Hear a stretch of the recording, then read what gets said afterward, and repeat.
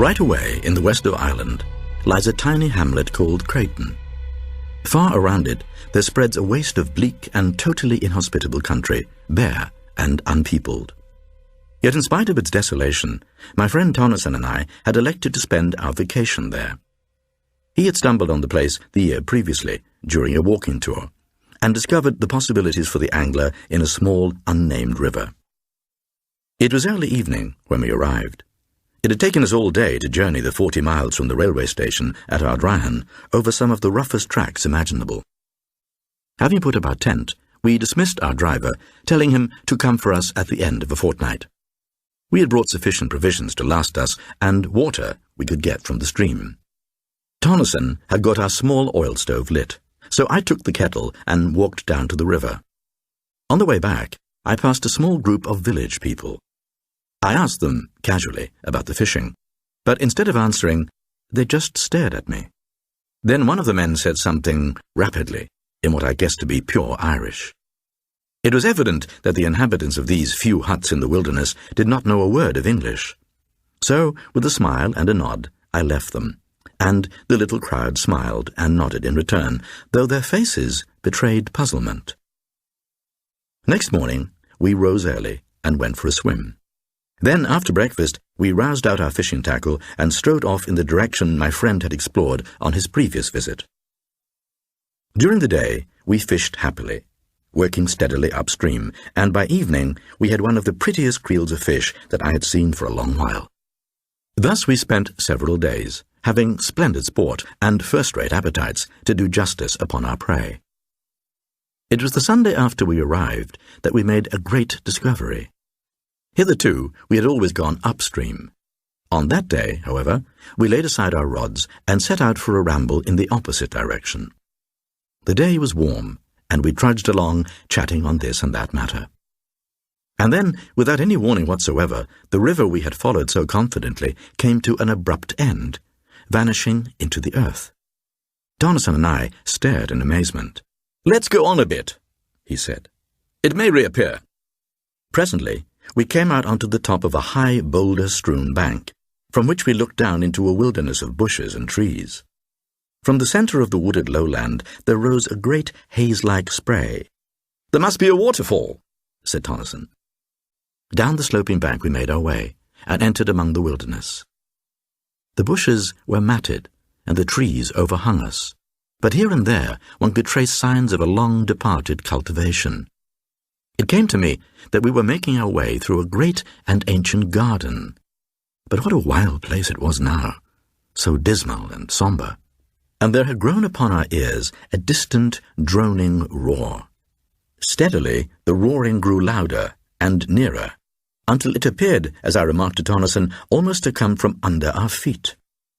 And then suddenly, we came out from among the trees onto a great open space where, not 6 paces in front of us, yawned the mouth of a tremendous chasm, from the depths of which the noïze appeared to rise, along with the spray. "Good Lord," said Tonneson. I was silent, and rather awed. On the far side of the chasm, there was something that looked like a fragment of a great ruin. "Come along," Tonneson shouted above the uproar. "We'll have a look at it." He started off around the edge of the crater-like abyss. As we neared this new thing, I saw that it was undoubtedly a portion of some ruined building. Yet it was not built on the edge of the chasm itself, but perched on a huge rocky spur over it. We walked out onto the projecting arm of rock, and I must confess to having felt an intolerable sense of terror as I looked down into the unknown depths below. Reaching the ruin, we clambered around it cautiously, and on the further side came across a mass of fallen stones.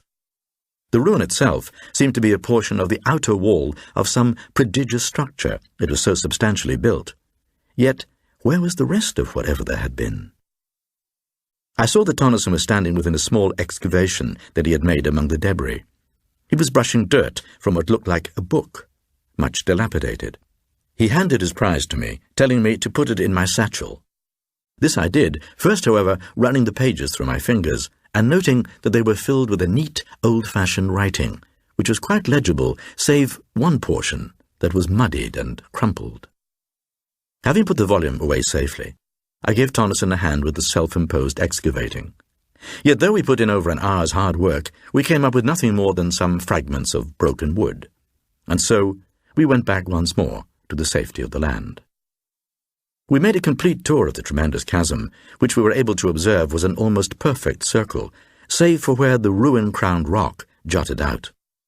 To the north was a clear space, and we bent our steps in that direction. Here, distant from the mighty pit by some hundreds of yards, we came across a great lake of silent water. Silent, that is, save in one part, where there was a continuous bubbling. We were able to speak now without having to shout, and I asked Tonneson what he thought of the place. I told him that I didn't like it, and that the sooner we were out of it the better.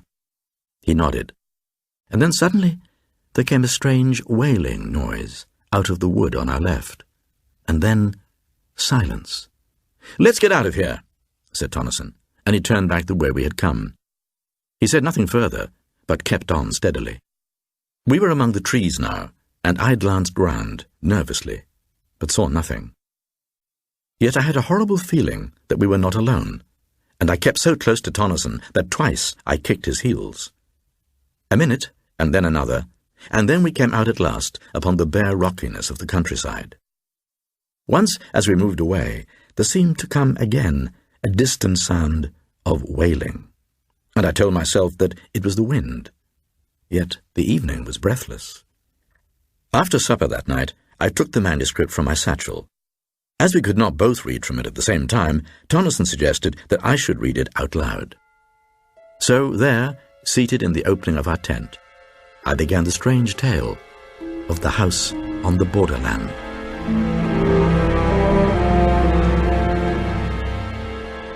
I am an old man. I live here in this ancient house, surrounded by huge unkempt gardens.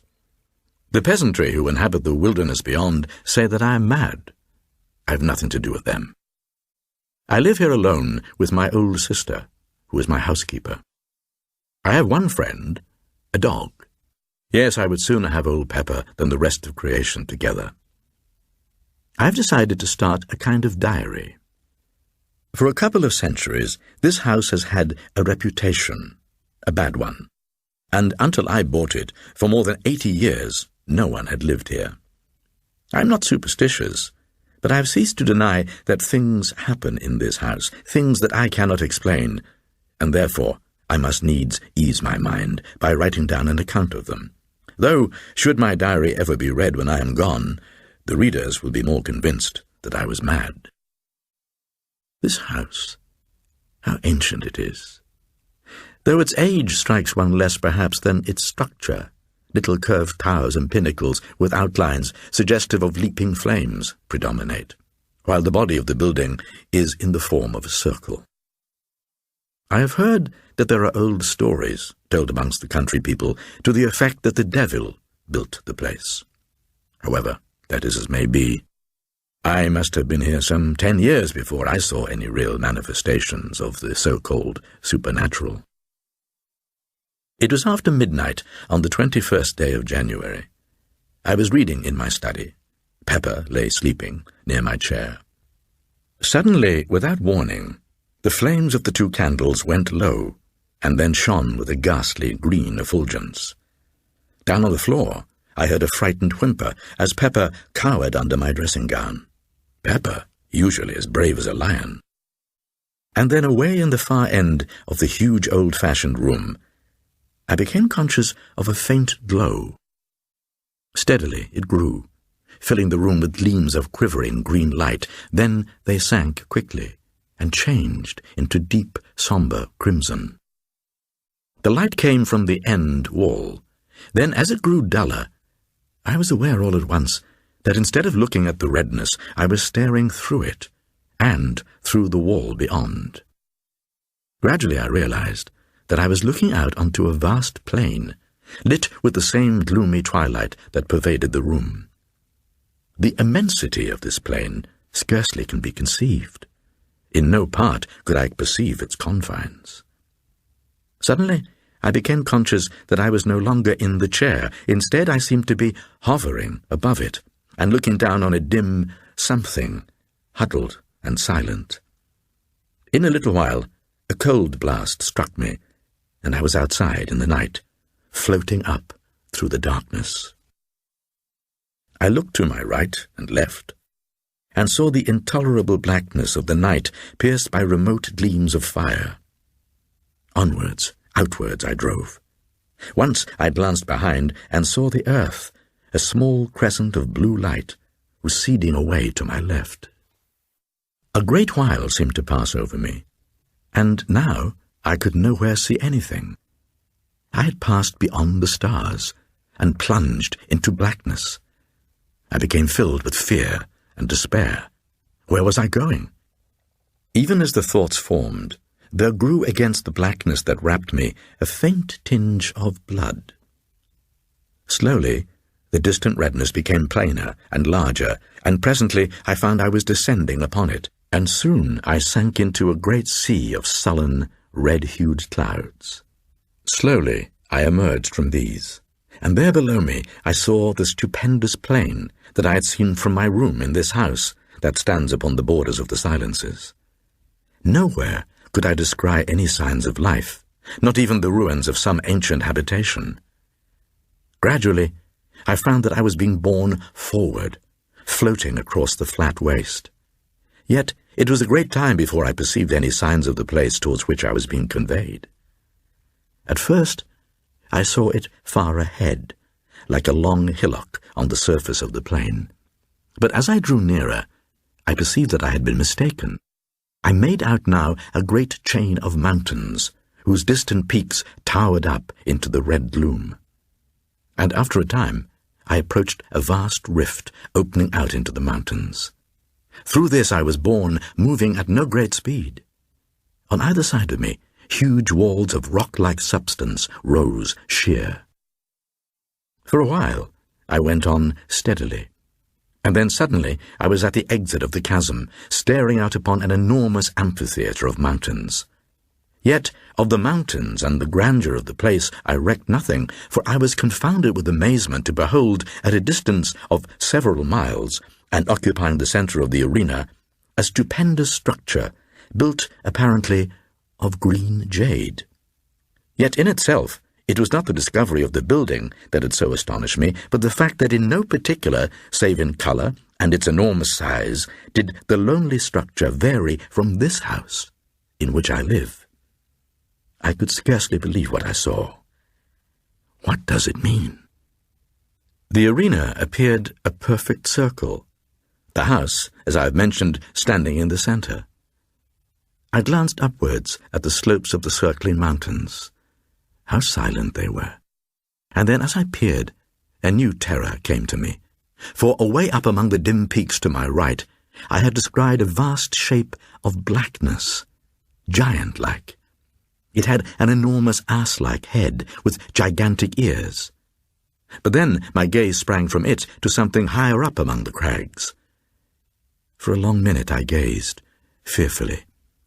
The thing was black, and had 4 grotesque arms. The features showed indistinctly. Round the neck, I made out several objects. Slowly, the details came to me, and I realized coldly that they were skulls. Straight away, I knew that I was looking at a monstrous representation of Kali, the Hindu goddess of death. Other remembrances of my old student days drifted through my thoughts. My glance fell back upon the huge ass-headed thing. Simultaneously, I recognized it for the ancient Egyptian god Set, the destroyer of souls. 2 of the old gods of mythology. I tried to comprehend to what it was all pointing. Further off, reclining off a lofty edge, I made out a livid mass, irregular and ghoulish, without form, and then I saw others. There were hundreds of them. The mountains were full of strange things, beast gods and horrors so atrocious and bestial that possibility and decency deny any further attempt to describe them. And I was filled with a terrible sense of fear and repugnance.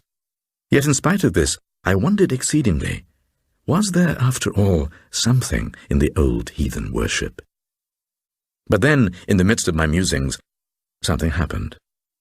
Until then, I had stayed within the shadow of the exit of the great rift. Now, without volition on my part, I drifted out and began to move slowly across the arena, towards the house.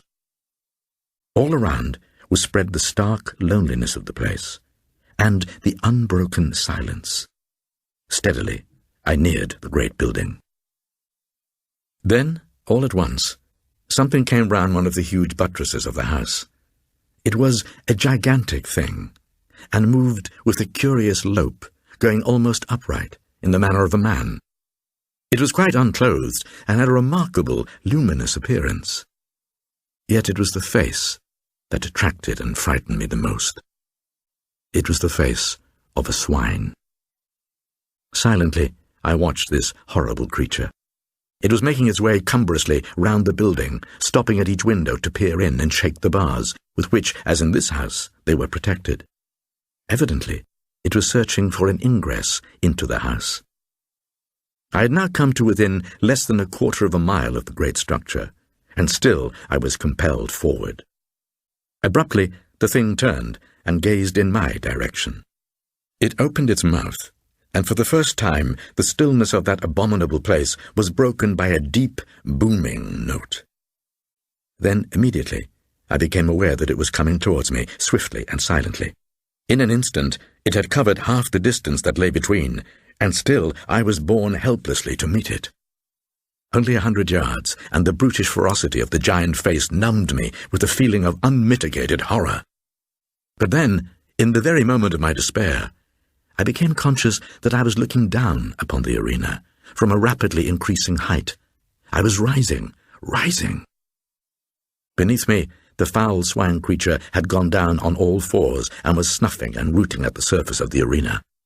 A moment, and it rose to its feet, clutching upwards, with an expression of desire upon its face, such as I have never seen in this world. Continually, I mounted higher. A few minutes passed, it seemed, and I had risen above the mountains, floating alone, afar in the redness. A tremendous distance below, the arena showed dimly, with the mighty house looking no larger than a tiny spot of green. Presently, I passed over the mountains, out above the huge breadth of the plain, and then everything vanished, and only a sea of red mist was spread far below me. A while, and even this had gone, and I was wrapped in an impalpable, lightless gloom. A great time passed. Ages. And then a single star broke its way through the darkness. Presently, all about me shone the splendor of the countless stars. Later, years it seemed, I saw the sun, a clot of flame, and then I saw the earth again, blue and unbelievably minute. A long space of time came and went, and then at last I entered into the shadow of the world, plunging headlong into the dim and holy earth night. For a while, I knew nothing. I was unconscious. Then, gradually, I became aware of a faint, distant whining. I struggled madly for breath and tried to shout. I was conscious that something was licking my hand. Then things came back to me, and I called Pepper, faintly. I was answered by a joyful bark and renewed caresses. In a while I felt stronger and put out my hand for the matches. I struck a light and looked confusedly around me. All about me I saw the old familiar things, and I sat full of dazed wonder until the flame of the match burnt my fingers, and I dropped it. After a moment I struck another match, and stumbling across the room, lit the candles. As I did so, I observed that they had not burned away, but been put out. As the flames shot up, I stared about the study, yet there was nothing unusual to see. What had happened? I felt dazed and muddled. I went across to the cupboard where I keep brandy and biscuits and poured myself out a little of the stimulant. I drank it off, then taking a handful of biscuits, I returned to my chair and began to devour them ravenously. I was vaguely surprised at my hunger. As I ate, my glance fell upon the face of the clock in the corner. Therewith, I stopped eating, and just stared. The hands were pointing to a little before midnight, whereas it was, as I well knew, considerably after that time, when I had witnessed the first of the strange happenings. For a moment I was puzzled. Then, as I turned the matter over in my wearied brain, the thought flashed upon me that it was now close upon the morning of the 22nd, and that I had been unconscious to the visible world through the greater portion of the last 24 hours. During breakfast next morning, I inquired casually of my sister regarding this date and found my surmise correct. I had indeed been absent, at least in the spirit, for nearly a day and a night. My sister asked me no question, for it was not by any means the first time that I kept to my study for a whole day, and sometimes a couple of days, when I had been particularly engrossed in my books. And so the days pass on, and I am still filled with a wonder to know the meaning of all that I saw on that memorable night. The house is, as I have said before, surrounded by wild and uncultivated gardens. Away at the back, distant some 300 yards, is a dark, deep ravine, spoken of as the pit by the peasantry. At the bottom runs a sluggish stream, overhung by trees. In passing, I must explain that this river has a subterranean origin, emerging suddenly at the east end of the ravine and disappearing as abruptly at its western extremity. It was some months after my vision, if vision it were, of the great plain, that my attention was particularly attracted to the pit. I happened one day to be walking along its southern edge, when suddenly several pieces of rock were dislodged from the face of the cliff beneath me, and fell with a sudden crash through the trees. I heard them splash in the river at the bottom, and then silence. I should not have given the incident more than a passing thought, had not Pepper at once begun to bark savagely. Feeling that there must be something in the pit, I went back to the house for a stick. When I returned, Pepper had ceased his barks, and was growling and smelling uneasily along the top. Whistling to him to follow me, I started to descend cautiously. The depth to the river must be about 150 feet. Once down, Pepper began to explore the banks. It was very dark there, due to the overhanging trees, and I moved warily, my stick ready. Thus we searched right up one side of the river without seeing anything. Then we crossed over and commenced to beat our way back through the underbrush. We had accomplished half the distance when I heard again the sound of stones falling on the other side. Seconds later, a loud, half-human, half-pig-like squeal sounded from among the trees halfway up the cliff.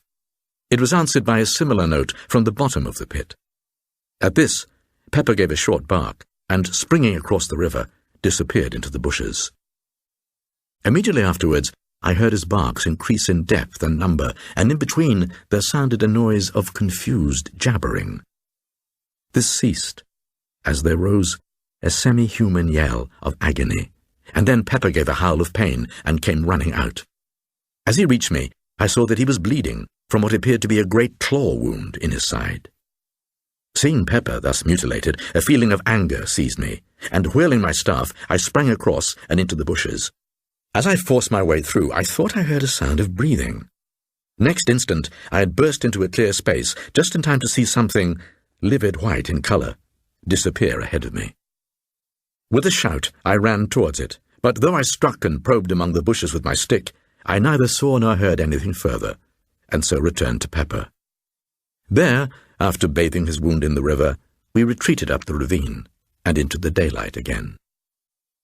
On reaching the house, my sister inquired what had happened to Pepper, and I told her he had been fighting with the wildcat. I felt it would be better not to tell her how it had really happened. Though to be sure, I scarcely knew myself, but I did know that the thing I had seen was no wildcat. It was too big, and had, so far as I had observed, a skin like a hog's, only of a dead, unhealthy white colour, and it had run upright on its hind feet. To tell the truth, I felt a good deal of uneasiness as I turned the matter over in my mind. It was later that afternoon, as I sat reading, that happening to look up, I saw something peering over the window ledge, the eyes and ears only showing. "A pig, by Jove," I said, rising to my feet. But it was no pig. God alone knows what it was. It reminded me vaguely of that hideous thing in the great arena, It had a grotesquely human mouth and jaw, but no chin. The nose was prolonged into a snout. This, with the little eyes and ears, gave it a swine-like appearance. The face was of an unwholesome white colour. For perhaps a minute, I stood looking at the thing, with an ever-growing fear. The mouth kept jabbering inanely, and the eyes seemed to glow. It appeared to be supporting itself by two claw-like hands upon the windowsill. As my nerve steadied a little, I took a step towards the window. Even as I did so, the thing ducked and vanished. I rushed to the door and looked around, but only the tangled bushes and shrubs met my gaze. I ran back into the house and, getting my gun, sallied out to search through the gardens. I was determined to put an end to that swine thing. At first I searched cautiously, with the thought of Pepper's wound in my mind. But as the hours passed and not a sign of anything living showed in the lonely gardens, I became less apprehensive, plunging right through the bushes. For the rest of the afternoon, I searched. I felt that I should be unable to sleep with that bestial thing haunting the shrubberies, and yet, when evening fell, I had seen nothing. I turned homewards with a curious feeling of depression. That night, after my sister had gone to bed, I went round to all the windows and doors on the ground floor and saw that they were securely fastened. This precaution was scarcely necessary as regards the windows, all of which are strongly barred, but with the doors it was a wise thought, as not one was locked. Having secured these, I went to the kitchen, where a large fire was burning, and sat there. I dare say I had read for a couple of hours when suddenly I heard a sound. It was a noise of something rubbing and fumbling against the back door. Once the door creaked loudly, as though force was being applied to it. During those few moments I experienced an indescribable feeling of terror. My hands shook, a cold sweat broke out on me, and I shivered violently. And then the stealthy movements outside ceased. For an hour I sat there, silent and watchful. Gradually something stole on my ear, a sound that resolved itself into a faint murmur. Quickly it developed and grew into a muffled but hideous chorus of bestial shrieks. It appeared to rise from the bowels of the earth, and then it stopped. After that I just sat, and thus the daylight found me. I crept to the door to listen. For some minutes I stood there. Then, very gradually and cautiously, I drew back the bolt and, opening the door, peeped out.